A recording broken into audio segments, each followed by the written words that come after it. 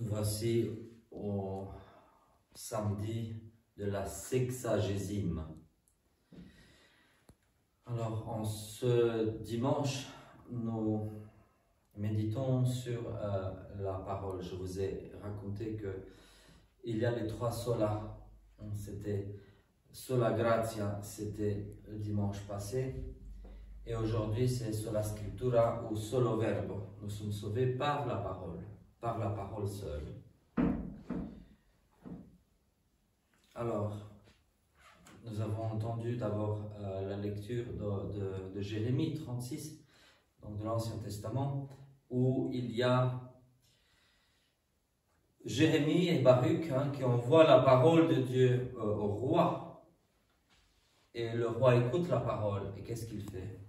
Il prend un canif et coupe chaque fois un morceau du rouleau et le jette au feu, au fur et à mesure.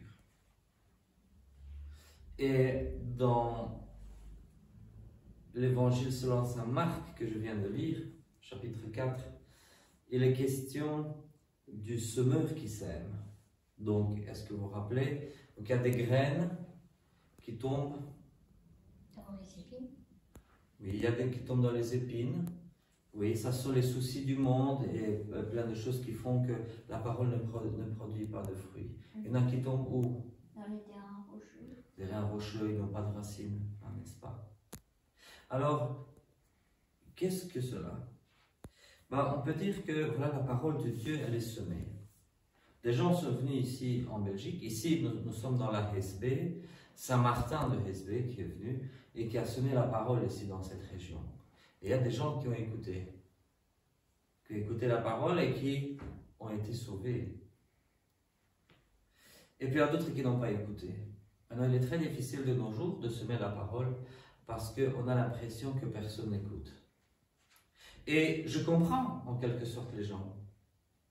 Maintenant, si je voyais au coin de la rue un gars qui venait et qui disait, je ne sais pas moi, toutes sortes de choses qu'il ne peut pas démontrer par A plus B. Moi, je ne croirais pas, je dirais, c'est un gars qui raconte n'importe quoi. Ou même quelqu'un qui viendrait et qui dirait les choses sensées, mais qui ne m'intéresse pas nécessairement. Pourquoi est-ce que je l'écouterais? Donc du coup, je me mets un peu à la place de ceux qui entendent la parole de Dieu que nous prêchons, si nous la prêchons, et qui pourraient dire, mais moi, j'ai ma vie tranquille. Pourquoi est-ce que j'écouterais ces histoires de Dieu? Pourquoi est-ce que ça m'intéresserait pour le moindre du monde de savoir qui a fait l'univers? Moi, je suis bien. J'ai une femme, 2 enfants, je vais au boulot, je reviens, je regarde la télé. Le samedi, je fais un barbecue. Je vais à la piscine avec mes enfants. Ma femme va avec les enfants au parc zoologique, et puis on mange, et puis on regarde la télé, puis on joue à des jeux vidéo. Moi je suis heureux, moi je suis bien là. Pourquoi tu viens me déranger avec ton histoire de qui est-ce qui a créé le monde? Je m'en fous, je suis bien. Les gens pourraient dire ça. Les gens disent ça. Ou même s'ils ne disent pas à haute voix, c'est le message qu'ils ont pour nous. Donc pourquoi est-ce que nous les dérangerions avec des questions existentielles qui a créé l'univers? Et si on découvre que l'univers n'a pas pu venir à l'existence par soi-même, par lui-même, on déduit qu'il y a un créateur. Et si après ça on se rend compte que ce créateur est venu, qui est descendu sur terre, qui a pris un corps humain véritablement et sans faire semblant, et qu'en tant qu'humain il est mort et ressuscité, et qu'il va nous préparer une place, alors nous dérangeons les gens, parce que c'est une question que les gens ne vont pas chercher par eux-mêmes, n'est-ce pas? Mais nous sommes parfois quand même obligés d'annoncer la parole, et parfois ça prend racine, parfois non. Et en fait, j'ai envie de dire, je sais que je l'ai déjà dit, mais je le redis, il est difficile de répondre à une question qui n'a pas été posée. C'est-à-dire que les gens arrivent à un moment donné de leur vie à des questions existentielles. Il y a des moments où ils sont en crise.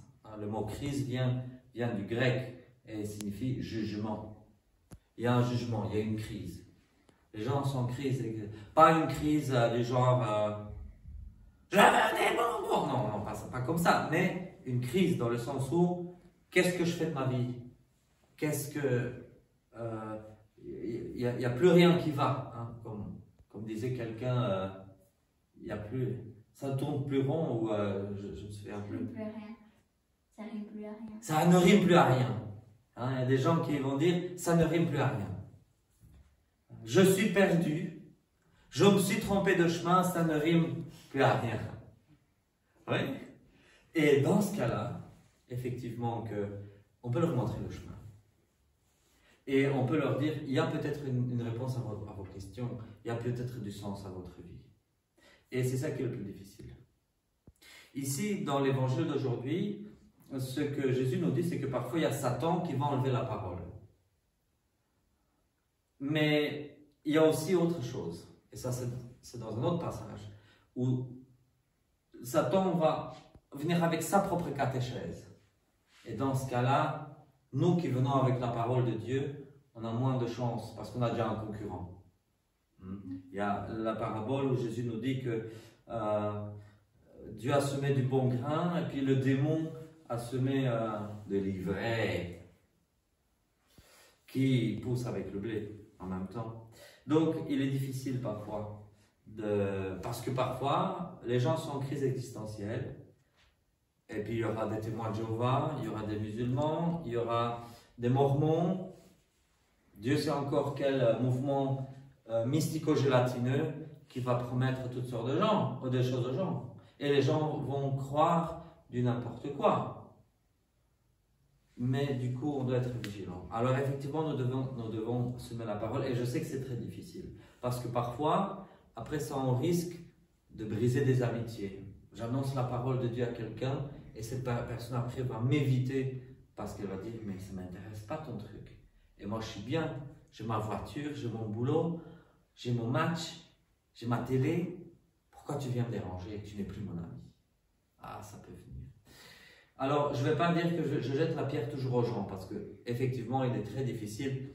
Si on n'est pas en crise, il est difficile en fait de recevoir une réponse si on n'a pas posé une question. Il est difficile. Je ne jette pas la pierre aux gens.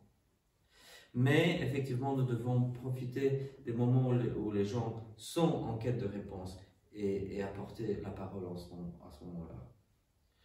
Il y a aussi des fois où les gens sont plus entraînés par un esprit de troupeau, dans le bien comme dans le mal.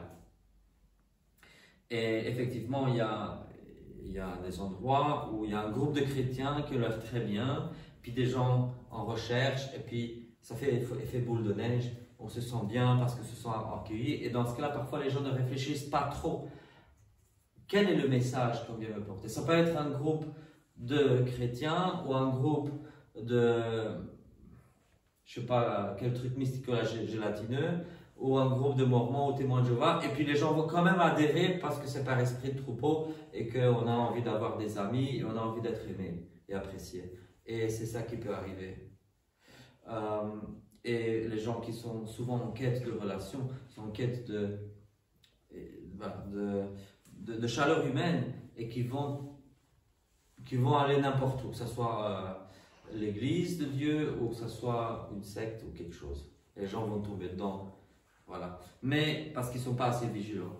Donc, l'important, c'est quand même de semer la parole, malgré tout, sans nécessairement condamner les gens qui ne vont pas nous accueillir. Mais si nous pouvons les amener au salut, bah, tant mieux. Amen.